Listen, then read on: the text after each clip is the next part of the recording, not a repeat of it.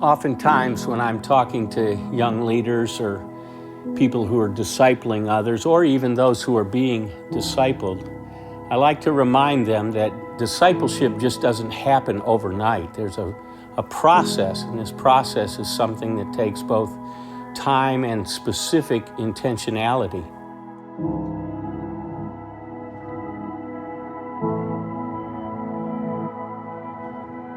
Passage in the Bible that speaks about this is 1 Corinthians 9:24 through 27.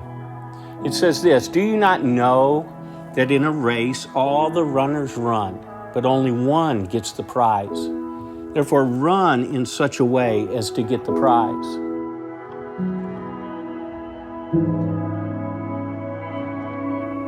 Then Paul goes on to say, everyone who competes in the game goes into strict training, but they do it to get a crown that will not last, but we do it to get a crown that will last forever.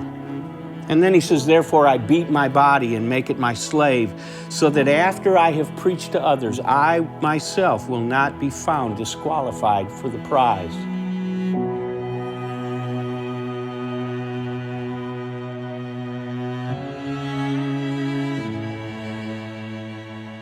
So our purpose has eternity in mind, that those we're helping can help others, and heaven will be different because of the people we invest in and pass these eternal truths on one generation to the next. And so then he then talks about that we need to have a plan. What do I mean by that? He says everyone who competes in the game goes into strict training. And so this idea of having a plan, just like an athlete would have a training regimen, we need to have a plan in terms of our discipling of someone else. It might be a plan on how to help them have a quiet time, or how to memorize scripture, and a plan maybe to say that through this certain amount of time, we'll memorize these verses. In 1 Timothy chapter 4, verses 7 and 8, Paul talks to Timothy about this. He says, "Have nothing to do with worldly myths, an old wives' tale. Rather, train yourself to be godly." Another translation says, "Discipline yourself to be godly." But that word train there is the Greek word gymnastizo. It's where we get our word gymnasium from, or gymnastics. And so someone has said that this verse of train yourself to be godly has the smell of the gym in it.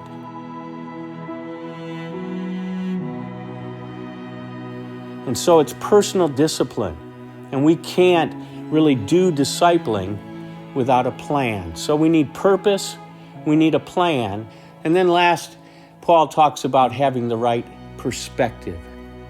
Here in 1 Corinthians 9, he says, "I do not fight like a man beating the air. No, I beat my body and make it my slave, so that after I have preached to others, I myself will not be disqualified for the prize." The perspective, as Paul thinks about himself, is that he's not looking around at others, comparing himself, but he's actually saying, this is my relationship with God. These are the things that I need to be involved with as far as spiritual disciplines.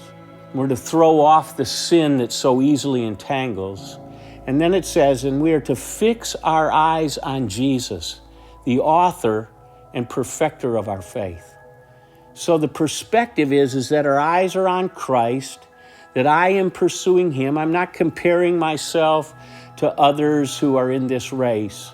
My gaze is fixed and my eyes are fixed straight ahead.